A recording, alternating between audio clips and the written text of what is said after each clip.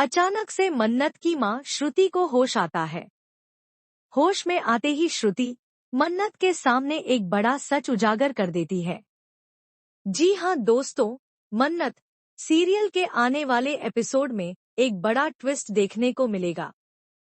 कहानी में दिखाया जाएगा कि मन्नत इस वक्त बहुत निराश है, क्योंकि जब वह विक्रांत के कमरे में जाती है तो उसे लगता है कि विक्रांत ने मल्लिका को प्रपोज कर दिया है। मन्नत का दिल टूट जाता है, लेकिन सच्चाई यह है कि विक्रांत असल में मन्नत को प्रपोज करना चाहता था और मल्लिका को वह सिर्फ वह गिफ्ट दिखा रहा था जो उसने मन्नत के लिए खरीदा था। लेकिन इस गलतफहमी के कारण मन्नत बहुत दुखी हो जाती है और सीधा हॉस्पिटल चली जाती है, जहां उसकी मां श्रुति अभी भी कोमा में है। हॉस्पिटल में मन्नत अपनी मां के पास बैठकर अपने दिल की बात करती है, अपनी तकलीफ, अपना दर्द, अपना अकेलापन, सब कुछ बयां कर देती है।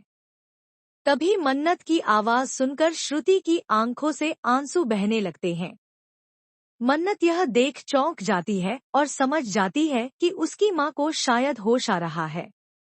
वह तुरंत डॉक्टर को बुलाती है।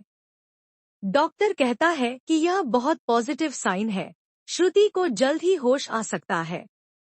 यह सुनकर मन्नत बहुत खुश हो जाती है और फिर कुछ ही देर में श्रुति को होश आ जाता है।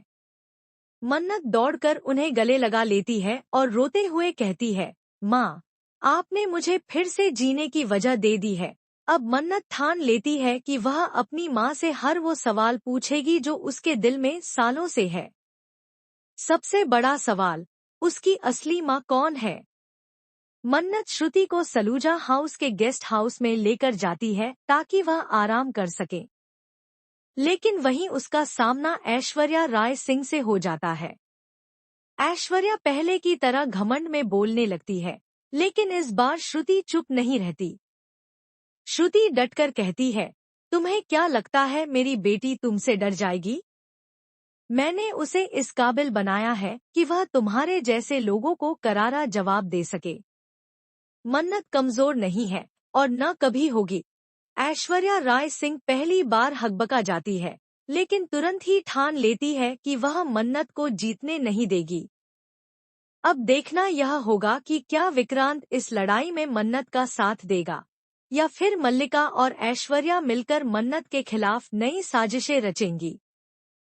हर सवाल का जवाब और कहानी के अगले